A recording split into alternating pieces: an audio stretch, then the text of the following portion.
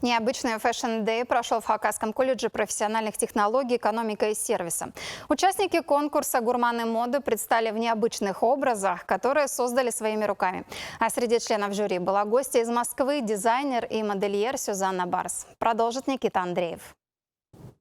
Яркие, необычные и стильные. Именно так можно назвать всех участников конкурса «Гурманы моды». Всего было представлено 16 коллекций в исполнении 9 коллективов со всей Хакасии.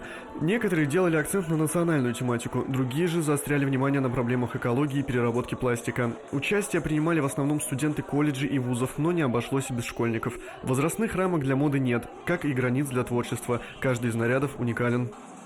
Конкурс еще сегодня чем знаменателен, что посетила его наша гостья из Москвы Сюзанна Барс. Она не только своим примером показывает, как можно добиться высоких результатов, но она еще умеет вдохновить вот именно студентов на творчество, скажем так, послужить кому-то, может быть, путеводной звездой такой.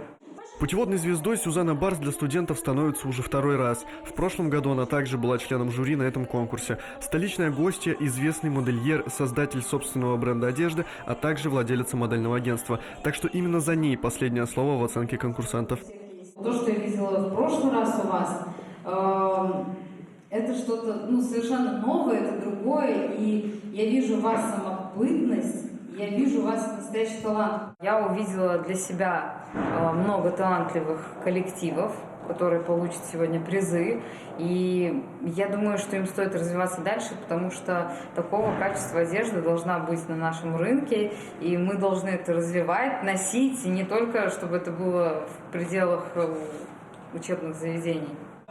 Этот день для студентов и школьников выдался действительно необычайным. Возможность получить оценку своей работы от профессионалов высокого уровня – редкая удача, и, возможно, для кого-то это станет началом большого и яркого пути в мир моды.